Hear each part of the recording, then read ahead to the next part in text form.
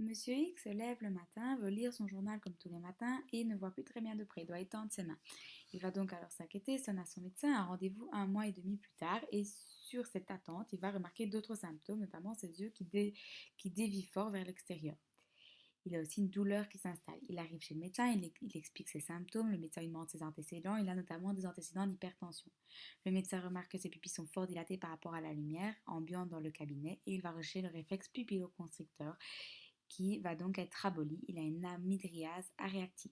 Il va tester l'accommodation en demandant au patient de suivre son doigt du regard lorsqu'il avance vers son nez et il voit que l'accommodation est diminuée. Il va relever la paupière du patient. Le patient se plaint alors d'une diplopie horizontale. Il demande au patient de lever les yeux et d'abaisser les yeux de façon volontaire. Il n'y arrive pas. Il va quand même tester le nerf trochléaire en demandant au patient de tourner la tête vers la droite et d'estimer sa vision. Si sa vision est bonne, ça veut dire qu'il a réussi à adapter la perturbation de l'orientation du genre visuel en faisant une incyclotorsion de son œil droit grâce au nerf trochléaire qui nerf l'oblique supérieur.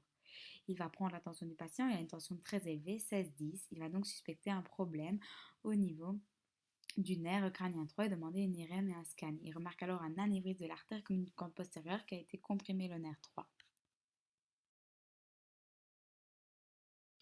L'hypertension artérielle peut en causer un anévrisme de l'artère communicante postérieure qui va aller comprimer le nerf crânien 3 oculomoteur. Cette atteinte va se faire en deux temps. Dans un premier temps, on aura une atteinte intrinsèque, une atteinte des fibres parasympathiques du nerf 3, avec une perte d'innervation du muscle ciliaire et donc une perte d'accommodation. Le patient ne sait plus voir de près, il écarte ses bras pour lire, et une perte d'innervation du muscle constricteur de la pupille, et donc un excès de dilatation de la pupille et une mydriase réactive. Dans un deuxième temps, on aura une atteinte extrinsèque, une atteinte des fibres motrices au centre du nerf et donc une perte d'innervation du muscle droit médial et donc une perte d'accommodation et un strabisme divergent, une perte d'innervation du muscle droit supérieur, droit inférieur et petit oblique, une perte d'innervation du muscle releveur de la paupière et donc un ptosis et une perte du parallélisme des axes oculaires et donc une diplopie horizontale qui va être compensée par le ptosis et donc elle sera perçue quand on relève la paupière. Faisons maintenant brièvement attention au polygone de Willis qui va donner naissance à l'artère communicante postérieure, l'artère communicante postérieure qui rejoint la carotide interne sortant du sinus caverneux et l'artère cérébrale postérieure provenant du tronc basilaire. C'est notre artère communicante postérieure qui est à l'origine de son anévrisme, une dilatation de la paroi localisée à un endroit qui forme une poche variable où le sang va pouvoir s'accumuler et qui est très fragile et donc ça augmente la distension de la paroi et la paroi n'est pas faite pour résister à des pressions exercées telles et donc elle peut se rompre. Un anévrisme peut être causé par une hypercholestérolémie, une hypertension artérielle, le tabac et beaucoup d'autres causes. Comme c'est un grand réseau anastomotique, on peut enlever l'artère communicante postérieure et le nerf crânien 3. Le nerf crânien 3, c'est un nerf qui contient des fibres parasympathiques en périphérie. Ces fibres vont aller innerver le muscle constricteur de la pupille et le muscle ciliaire. Ce sont des muscles qui vont permettre l'activité intrinsèque des yeux, c'est-à-dire le mouvement de la pupille et du cristallin, et qui sont sous le contrôle du système nerveux autonome parasympathique.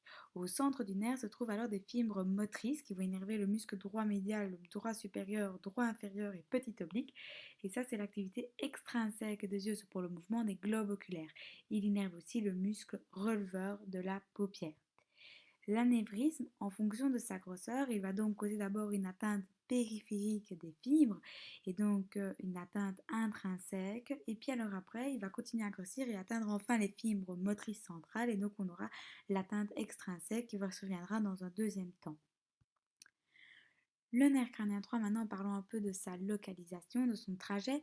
Le noyau du nerf oculomoteur 3, il est dans le tegmentum mésencéphalique, derrière les noyaux rouges. Ces fibres vont passer dans les noyaux rouges pour ensuite se diriger vers la fossette interpédonculaire, sortir par la fossette interpédonculaire, se retrouver entre l'artère cérébelleuse supérieure et l'artère cérébrale postérieure et remonter parallèlement à l'artère communicante postérieure en longeant celle-ci de façon très proche.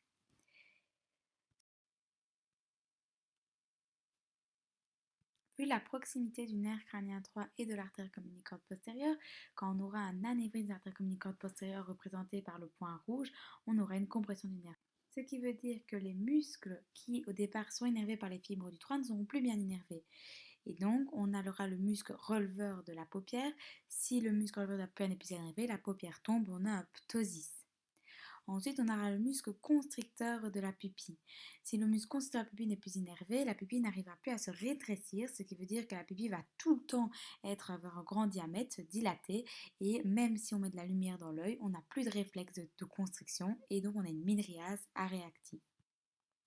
Ensuite, le muscle ciliaire ne sera plus innervé, et en fait, le muscle ciliaire, quand il va se contracter, il va réduire la tension qu'il y a dans la zone ullosine reliant le corps ciliaire où se trouve le muscle ciliaire et le cristallin permettant la vision.